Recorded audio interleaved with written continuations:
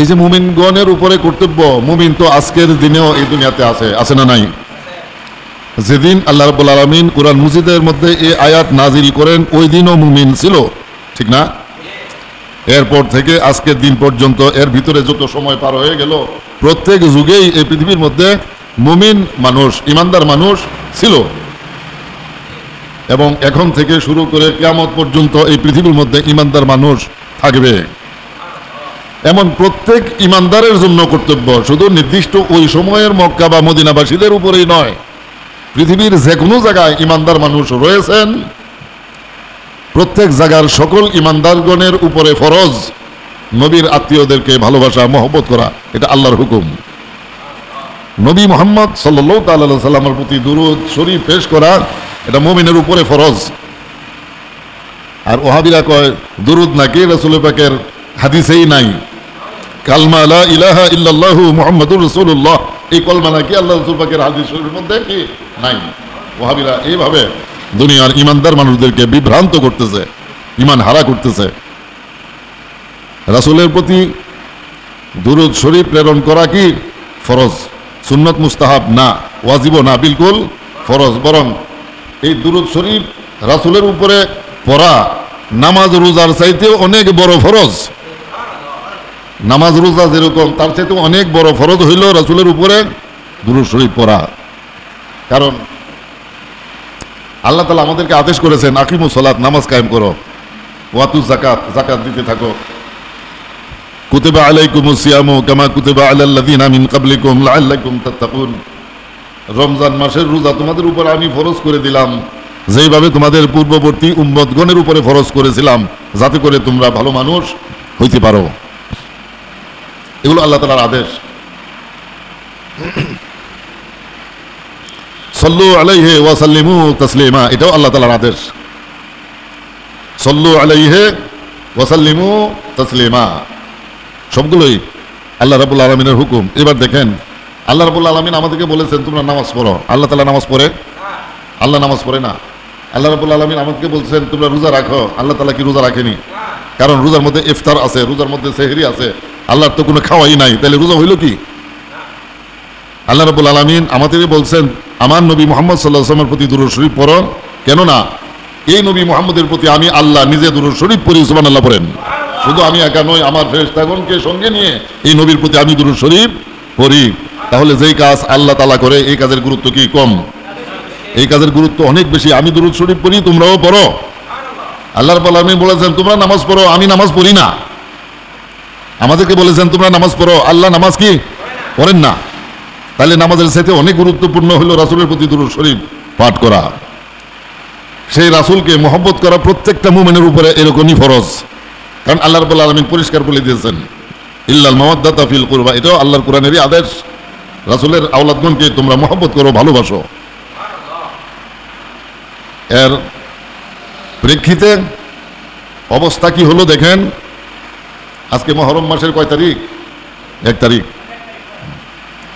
61 হিজরির 10ই মুহররম শুক্রবার দিন রাসূল পাক সাল্লাল্লাহু তাআলা আলাইহি ওয়া সাল্লামের আওলাদ সাইয়েদনা ইমাম হুসাইন আলাইহিস সালামকে মুসলমানগণ বিনা অপরাধে নির্মমভাবে হত্যা করে ফেলেছিল। নাউযুবিল্লাহ বলেন। ইন্না লিল্লাহি ওয়া ইন্না ইলাইহি রাজিউন। আল্লাহ রাব্বুল আলামিন বলে দিয়েছেন ঈমানদারগণ রাসূলের আওলাদগণকে মহব্বত করো। এইবার ওই নামাজি, হাজি, গাজী, আলেম, উলামা এই সমস্ত লোকেরা সকলে মিলে রাসূলের আওলাদকে হত্যা করে ফেললো। তাহলে আল্লাহর আদেশ পালন করা হলো নাকি অমান্য করা হলো? আল্লাহ রাব্বুল আলামিনের আদেশ অমান্যকারীর মধ্যে ঈমান থাকতে পারে না। নিঃসন্দেহে হুসাইন হত্যাকারীদের ঈমান নাই, তারা ঈমান হারা। আপনারা জানেন সাইয়েদনা হযরত ইমাম মাওলা আলী আলাইহিস সালামের শাহাদতের পর যখন তিনি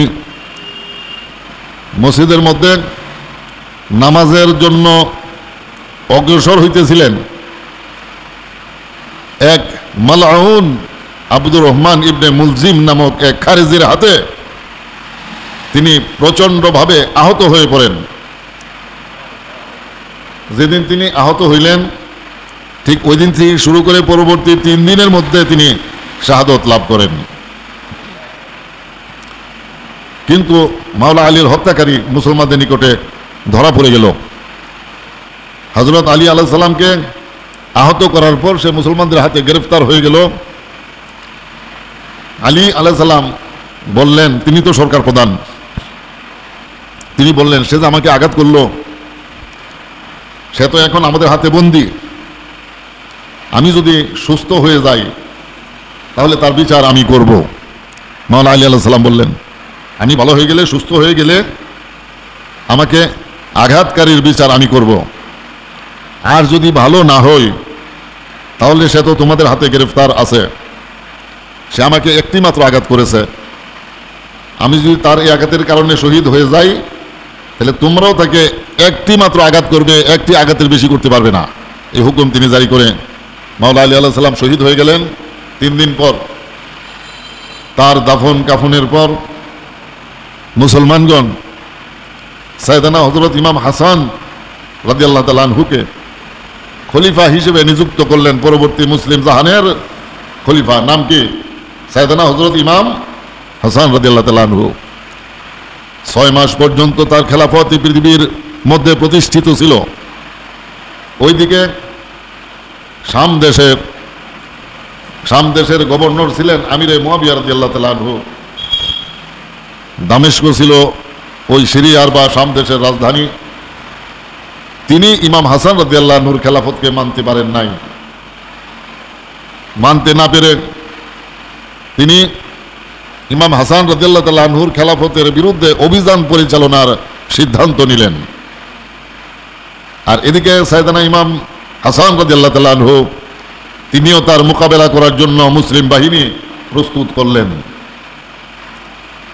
শেষ পর্যন্ত আমিরে মুয়াবিয়া রাদিয়াল্লাহু আনহুর তরফ থেকে প্রস্তাব আসলো যে তার ইন্তেকালের পর পরবর্তী খলিফা নিযুক্ত করা হবে সাইয়েদানা ইমাম হাসান রাদিয়াল্লাহু তাআলা আনহুকে পর্যায়ক্রমে, এরপর ইমাম হুসাইন রাদিয়াল্লাহু তাআলা আনহুকে খলিফা নির্বাচন করা হবে। এমন একটা চুক্তিনামা লেখা হলো। এই চুক্তিনামা মোতাবেক ইমাম হাসান রাদিয়াল্লাহু তাআলা আনহু নিজের খেলাফতকে তিনি অর্পণ করলেন আমিরে মুয়াবিয়া রাদিয়াল্লাহু আনহুর উপর।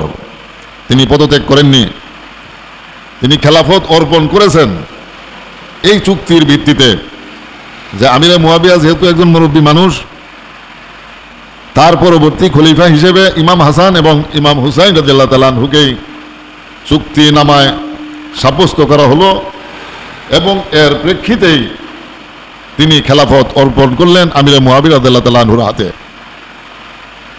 আমার নবী মুহাম্মদ সাল্লাল্লাহু তাআলা আলাইহি ওয়াসাল্লাম একদিন বলেছিলেন, আল্লাহুম্মা সাল্লি আলা সাইয়্যিদিনা মাওলানা মুহাম্মদ ওয়া আলা মাওলানা মুহাম্মদ।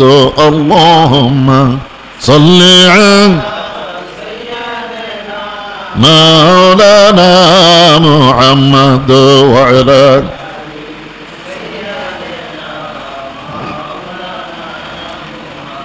তিনি আমার হুজুরে পাক সাল্লাল্লাহু তাআলা আলাইহি ওয়াসাল্লাম ইরশাদ করেন, আমার এই আওলাদ, এই বলে তিনি ইমাম হাসান রাদিয়াল্লাহু তাআলা আনহুকে দেখাই দিলেন যে সে মুসলমানদের বড় বড় 2টি দলের মধ্যে ফয়সালাকারী হবে। সুবহানাল্লাহ বলেন। আল্লাহ রাসূল পাকের হাদিস, আমার এই নাতি মুসলমানদের বড় বড় 2টি দলের মধ্যে ফয়সালা প্রদানকারী বিচারপতি হিসেবে সে কাজ করে যাবে। এই প্রেক্ষিতে শেষ পর্যন্ত দেখা গেল মাওলানা আলী আলাইহিস সালামের শাহাদতের পর যখন ইমাম হাসান রাদিয়াল্লাহু আনহুর খেলাফত আসলো, আমিরে মুয়াবিয়া রাদিয়াল্লাহু তাআলা আনহু তার বিপক্ষ অবলম্বন করলেন, তিনিও তার বিপক্ষে অবস্থান গ্রহণ করলেন। যখন 2 পার্টি 2 দল মুখোমুখি অবস্থার কাছাকাছি এসে পৌঁছলো, আল্লাহ রাসূল পাক বলেছিলেন 2 দল মুসলমান, তাইলে আমিরে মুয়াবিয়ার পক্ষে যারা ছিল তারাও মুসলমান, ইমাম হাসান রাদিয়াল্লাহু আনহুর পক্ষে যারা ছিল তারাও কি মুসলমান। এই 2 দল মুসলমানের মধ্যে তিনি সমাধান করে দিলেন এবং মুসলিম রাষ্ট্র পৃথিবীর মধ্যে আমিরে মুয়াবিয়া রাদিয়াল্লাহু আনহুর যুগে সবচেয়ে বড় রাজত্ব ছিল মুসলমানদের এই পৃথিবীর বুকে। তিনি ফয়সালা করে দেওয়ার পর সময় পার হইতে লাগলো। সময় পার হওয়ার এক পর্যায়ে কিছু ষড়যন্ত্রকারী লোকেরা, এখানে তিনি মদিনা শরীফে গভর্নর হিসেবে নিযুক্ত করেছিলেন, মারওয়ান ইবনে হাকামকে মদিনা শরীফের গভর্নর নিযুক্ত করেছিলেন আমির মুআবিয়া রাদিয়াল্লাহু তাআলা আনহু, এবং মুগিরা ইবনে শুবা রাদিয়াল্লাহু তাআলা আনহুকে কুফার গভর্নর হিসেবে নিযুক্ত করা হয়েছিল। এইভাবে বিভিন্ন অঞ্চলের মধ্যে কিছুদিন পার হওয়ার পর তারই সন্তান এজিদের পক্ষ অবলম্বন করে যে পরবর্তী খেলাফত এজিদের মাধ্যমে প্রতিষ্ঠা করা যায় কিনা এই পরামর্শ চায় তিনি বিভিন্ন অঞ্চলের প্রতিনিধি দল প্রেরণ করলেন। মদিনা শরীফের গভর্নর মারওয়ান ইবনে হাকামের কাছে সংবাদ পাঠিয়ে দিলেন। মারওয়ান ইবনে হাকাম মসজিদে নববীর মধ্যে মদিনা শরীফের সমস্ত মুসলমানগণের একটা মিটিং আহ্বান করল। এই মিটিংয়ের মধ্যে উপস্থিত ছিলেন আব্দুল্লাহ ইবনে ওমর রাদিয়াল্লাহু তাআলা আনহু, আব্দুল্লাহ ইবনে জুবাইর রাদিয়াল্লাহু তাআলা আনহু, আরও অনেক বড় বড় সাহাবী ওই যুগের, তারা এই মাহফিলে উপস্থিত ছিলেন। তাদের সামনে মারওয়ান আমিরে মুআবিয়া রাদিয়াল্লাহু তাআলা আনহুর এই প্রস্তাব পেশ করল। পেশ করার পর মদিনা শরীফের নেতৃস্থানীয় বাসিন্দাগণ প্রত্যেকেই তার এই প্রস্তাবকে প্রত্যাখ্যান করল এবং এই খবর চিঠির মাধ্যমে মারওয়ান আমিরে মুআবিয়ার নিকটে জানিয়ে দিলেন। এইভাবে ওইদিকে আপনার বসরার গভর্নর ছিল জিয়াদ ইবনে সুমাইয়া। জিয়াদ ইবনে সুমাইয়া ছিল বসরার গভর্নর। সেও সেখান থেকে বিভিন্ন ধরনের সভা সমাবেশের মধ্যে এজিদকে পরবর্তী খলিফা নির্বাচনের জন্য সাব্যস্ত করা হবে মরমে বৈঠক করে সকলকে জানিয়ে দিল। নেতৃস্থানীয় সকল মুমিনগণ সেটাকে অস্বীকার করলেন। তার বক্তব্যে উল্লেখ করা হলো, যেইভাবে আবু বকর সিদ্দিক রাদিয়াল্লাহু তাআলা আনহু, যেইভাবে উমর বিন খাত্তাব রাদিয়াল্লাহু তাআলা আনহু তাদের পরবর্তী খলিফা নির্বাচন করেছিলেন, ঠিক সেইভাবেই আমিরে মুআবিয়া রাদিয়াল্লাহু তাআলা আনহু পরবর্তী খলিফা নির্বাচনের সিদ্ধান্ত গ্রহণ করেছেন। কিন্তু শেষ পর্যন্ত দেখা গেল নেতৃস্থানীয় সকল মুসলমানগণ বলে দিলেন যে কই, আব্দুর রহমান ইবনে আবু বকর রাদিয়াল্লাহু তাআলা আনহু তিনিও মাহফিলে মদিনা শরীফের মসজিদে উপস্থিত ছিলেন এই প্রস্তাবের সময়। তখন আব্দুল্লাহ ইবনে জুবাইর রাদিয়াল্লাহু তাআলা আনহু কয় যে তুমি যে আবু বকর এবং উমর রাদিয়াল্লাহু তাআলা আনহুগণের উদাহরণ সামনে পেশ করলে, কোথায় তারা কেউ তো তাদের নিজেদের সন্তানদেরকে পরবর্তী খলিফা নিযুক্ত করেননি। কথার যুক্তিকতা থাকতে হবে তো নাকি? আর এই কথার যুক্তিকতা শতভাগ প্রমাণিত।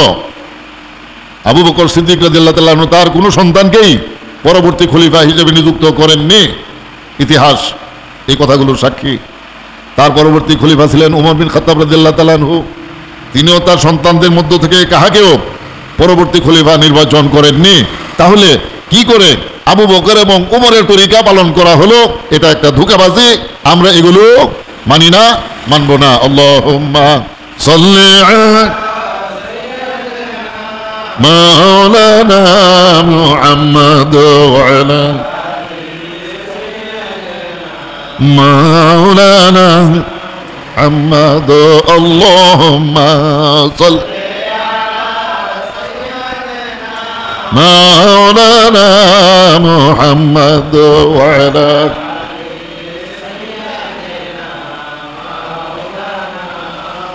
এই খোলাফায়ে রাশিদিনের মধ্যে সাইয়েদনা হযরত উসমান জিন নুরাইন রাদিয়াল্লাহু তাআলা আনহু তিনি পরবর্তী খলিফা নিযুক্ত করতে পারেন নাই। নিযুক্ত করতে না পারার কারণ হলো সেই বিদ্রোহীগণ খলিফা উসমান রাদিয়াল্লাহু তাআলা আনহুর সরলতার সুযোগ নিয়ে এক শ্রেণীর স্বার্থান্বেষী মানুষ খলিফা উসমান রাদিয়াল্লাহু তাআলা আনহুর প্রতি বিদ্রোহ করে বসল। সেই বিদ্রোহ দমনের জন্য ওই যুগের নেতৃস্থানীয় যুবক মুসলমানগণ, ওই যুগের উসমান রাদিয়াল্লাহু তাআলা আনহুর যুগের নেতৃস্থানীয় যুবক মুসলমানগণ, সেই সঙ্গে মুরব্বীদের মধ্যে হযরত মাওলা আলী আলাইহিস সালাম পর্যন্ত তিনি গেলেন উসমান রাদিয়াল্লাহু আনহুর বাড়িতে এবং খলিফা উসমান রাদিয়াল্লাহু আনহুর প্রতি তারা আরজ করলেন এইভাবে, ইয়া আমিরাল মুমিনিন, আপনি হুকুম করুন, আমরা এই প্রতিরোধ এখনই ভেঙে দিব। সুবহানাল্লাহ বলেন। আমির মুমিনিন উসমান রাদিয়াল্লাহু তাআলা আনহু কয়, আমার কারণে মুসলমানের এক ফোঁটা রক্ত এই জমিনে পড়ুক, এটা আমি চাই না। তিনি মুসলমানগণকে হুকুম দিলেন না, অবরোধ আর ভাঙ্গা হলো না। এই অবরোধের ভিতরেই অতর্কিতভাবে সাইয়েদনা উসমান রাদিয়াল্লাহু তাআলা আনহুকে হত্যা করা হলো। ইন্না লিল্লাহি ওয়া ইন্না ইলাইহি রাজিউন। তিনি কোনো খলিফা নিযুক্ত করে যেতে পারেননি। পরবর্তী মদিনাবাসী মুসলমানগণ সাইয়েদনা ইমাম মাওলা আলী আলাইহিস সালামকে খলিফা হিসেবে নিযুক্ত করেছেন। মাওলা আলী আলাইহিস সালাম নিজেও কোনো খলিফা নিযুক্ত করতে পারেননি। অতর্কিতভাবে ইবনে মুলজিম তাকে এক রমজান শরীফের রাতে নির্মমভাবে তাকে আহত করে 3 দিন পর তিনিও শাহাদত লাভ করলেন। তিনি খলিফা নির্বাচিত করে যেতে পারেননি। তাই মুসলমানগণ তারই সন্তান ইমাম হাসান রাদিয়াল্লাহু তাআলা আনহুকে খলিফা হিসেবে নিযুক্ত করেছেন। যখন দামেস্কর পক্ষ থেকে বিদ্রোহের ঝান্ডা উত্তোলন করা হলো, মুসলমানদের মধ্যে প্রচণ্ড যুদ্ধের উপক্রম দেখা দিল। সাইয়েদনা ইমাম হাসান রাদিয়াল্লাহু আনহুর দলের মধ্যে অনেক অনেক মুসলমানগণ তার সঙ্গে তার ছায়াতলে তার পদতলে একত্রিত হয়েছেন। ওইদিকে শামদেশীয় মুসলমানেরা আমিরে মুয়াবিয়ার ছায়াতলে একত্রিত হয়ে যুদ্ধের জন্য তারা প্রস্তুতি গ্রহণ করেছেন। ঠিক ওই মুহূর্তেই সাইয়েদনা ইমাম হাসান রাদিয়াল্লাহু তাআলা আনহু আমিরে মুয়াবিয়া রাদিয়াল্লাহু আনহুর ওই প্রস্তাবের মাধ্যমে যে প্রস্তাবনামা তারা চুক্তিনামা লিপিবদ্ধ করেছিলেন, এর আলোকে তিনি খেলাফত আমিরে মুয়াবিয়া রাদিয়াল্লাহু আনহু উপরে ছেড়ে দিলেন। ছেড়ে দেওয়ার পর এই বিরোধের সংশোধন হয়ে গেল। এই কথাটা আমার হুজুর পাক অনেক আগেই বলে দিয়েছে যে আমার এই আওলাদ মুসলমানদের বড় বড় দুটি দলের মধ্যে সমাধান করে দিবেন। এই মহরম মাস, এই মাসেই আওলাদের রাসূলকে ইমাম হুসাইন আলাইহিস সালামকে হত্যা করা হয়েছিল নির্মমভাবে। এই বিষয়ের কথাগুলো ইনশাআল্লাহ যদি আল্লাহ তাআলা তৌফিক দান করেন আগামী শুক্রবার দিন আপনাদেরকে জানানোর চেষ্টা করব। ওয়া মা তৌফিক ইল্লা বিল্লাহ। আসসালামু আলাইকুম ওয়া রাহমাতুল্লাহি তাআলা ওয়া বারাকাতুহু। যারা পরে